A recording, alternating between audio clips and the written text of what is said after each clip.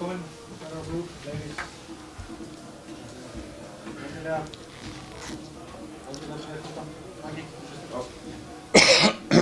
First reaction of the game. Yeah, I think today it would be better if you ask Hamer about the game. I have very, very mixed feelings, but I would like to say two things. I mean, the players are fantastic. I mean, you can almost take any words you like, and I think the referee hadn't his best day, so he was on the other side today. So, of course, I'm very satisfied what the players did with having one send off, but it was a little bit unlucky with the referee, I think, today. Very satisfied with the defense and the clean sheet. Yeah, of course. I mean, the players were tremendous. I mean, play almost 45 minutes or whatever it was with 10 men, and they almost didn't create the clear goal-scoring chance. So, as I said, I don't find words for these guys. What about the red card decision? Yeah, I can't really say that. I mean, the red card, I don't see it from my position, and I would love to see it on TV, of course. But I mean, it was so many other situations that I think he didn't know what to do, and if he did something, I think a lot of 50-50 situation went against us. Was anything surprising the Croatian team? They are still playing. No, not the first half. Then the second, the game looked like it looked. We had to defend a lot, of course. Well, they started really attacking minded. They started almost 4-2-4, and then we had two really good chances to go in through. So they changed again to a more defensive one, and then the game just settled a little bit down. What can you say of Kompak's injury? Yeah, he twisted his ankle, so it's too early to say how serious it is. I just spoke shortly with the doctor, and we probably have to X-ray him tomorrow, I suppose. But I don't know. I don't know if you know more. No, it's too early to say anything. It's a little bit swollen, and they don't do anything when it's like that. It's hard to take some evaluation of it, how badly he's twisted. So it has to wait until tomorrow. Is it possible you call up a new player to the squad because of this situation?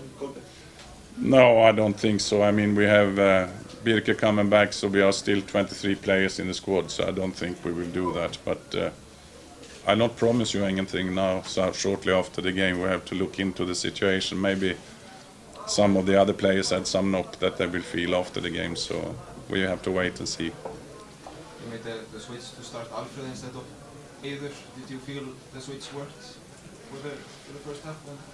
Yeah, you could say. I mean, it was a 50-50 game, I think, in the first half, and both team was working hard, and I'm very satisfied the way Alfred took his defensive responsibilities. So, but then we had a couple of almost good goal-scoring chances, but it was a 50-50 game, and he worked hard and did it well, like the rest of the team.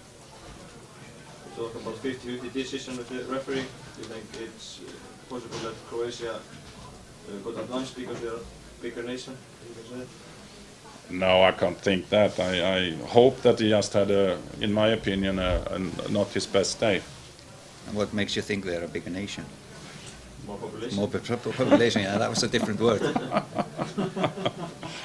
meant that, sorry. How did you view the red card? Yeah, I can't really say from my position, but it looks a little bit tough, maybe. I don't know. I would like to see it on TV. Seems a little bit frustrated there with the referees when Juliusen went down, and it almost seemed like the referee was clapping his hands. I don't know, but you remember the situation? Yeah, I think, as I said before you came in, that I mean, the players was fantastic today, and the referee, in my opinion, didn't have a good day. So I can't say. I was, to put it more diplomatic, that I stay with that he didn't have his best day. Now you're halfway through the playoff, and the score is still 0-0. What do you feel about the chances now to qualify? Yeah, I said before the game that as long as we have a clean sheet, we have a good chance. So, of course, we have, I think, still a realistic chance to beat them. I mean, the way these players are playing, so we always have a chance. And we have never played 2 games without scoring. Huh? Before before the game, you also said that you had talked a lot about not letting in goals in. Now it was 0-0, and you played with one player against 10 players. So how do you evaluate that? No, I mean It's like the team performance defensively in the second half was absolutely world class. I mean, they almost didn't score a clear goal scoring chance. They have a couple of shots and some close situation where they could end it up with the goal scoring chance. But I So. mean, can you see this like a victory? As a victory? No, 0-0 is not a victory, but regarding the circumstances, it was a good result. Of course, playing almost whole second half with 10 men, it's of course a good result against one of the top team in the world. Can you comment a little bit on Hannes' performances since he hasn't played for weeks? No, but he didn't make a mistake in my opinion, and did he had some distance shots, and he took all the crosses that he could take. So he was 100% today. What about Ari Freyr Skúlason? To some of us, it seemed he had by far his best game tonight, was possibly the best man on the field. Do you have an opinion on his performance tonight? No, I think it's totally two different halves there. I mean, in the first half, I think that we could play football and could attack almost as much, at least, as they did.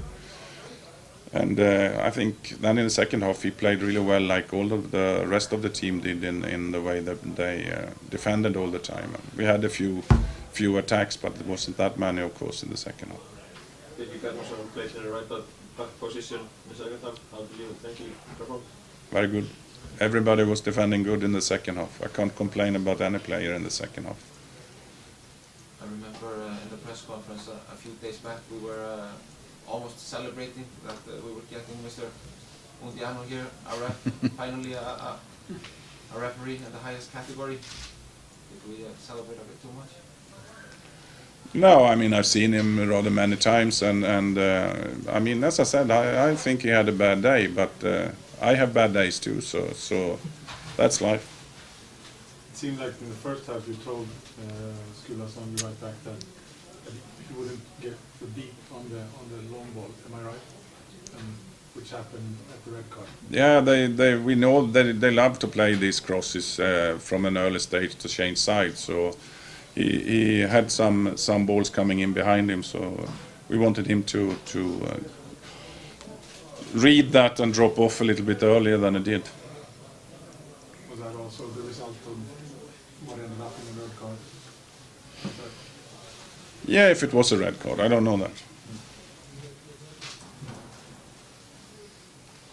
Do you think do you think the Icelandic team has to play the best performance under your guidance in order to get through in the second game in Croatia? It's a difficult question to answer. It depends how good the Croatian will play down there. But I mean, we did some really good matches, especially after this summer. So if we can play like we did against Albania, especially, was a really, really good game. And if we can defend down there in 90 minutes as we did today, I mean, then we have a good chance. We have players that can score. So if we just have 11 men on the pitch, I think we will have a good chance. Are you a bit relieved that at least aside of Ola Ringi, no yellow cards, so we can play? That's good.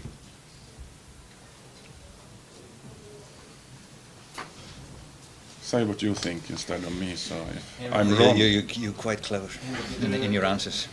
Farið yfir hvernig var andrúmsloft í klefanum? Leðist strákunum eins og frekar eftir sigurleik, eftir tap eða svefnleysi eða ósátt við mótlæti, hvað? Já, ég er bara ánægður með að halda þessu og auðvitað lá á okkur og það gátt allir séð það að þeir lágu á okkur í seinni hálfleik og við fórum með það inn í leikinn að fá ekki á okkur mark gegn þeim 11 móti 11, skilurðu, en þannig að það er ennþá meira þá afrek að hafa gert það 10 móti 11. Þannig að auðvitað er þetta svona ákveðin varnarsigur, skulum við segja, ekki kannski sigur en ákveðin varnarsigur. Gefur þessi leikur Króata einhver réttari mynd af því hvernig leikskipulagið hjá þeim til að undirbúa ykkur fyrir seinni leikinn eða kom ykkur ekkert óvart svona með hvernig Króata hefur stilt sínum liðum? Þeir byrjuðu mjög sókndjarfir og kom okkur svolítið óvart. Við spiluðu eiginlega með 4 frammi í byrjun og fengu 1 færi bara strax í upphafi. Við erum út af því, en við fengum 2 á móti í bakið á þeim, þannig að Ég held svona að leikurinn yrði ósalega opinn en svo lókuðust bæði liðin eiginlega, drógu sér tilbaka og sá að þetta gekk ekki upp. Þetta myndi sennilega fara 5-5 þá eða eitthvað svoleiðis. Þannig að bæði liðin þéttu sig og þannig að það kom okkur svo sem ekkert á óvart en þeir voru sókndjarfir hérna í dag og getið rétt ímyndað ykkur hvað þeir munu gera á heimavelli.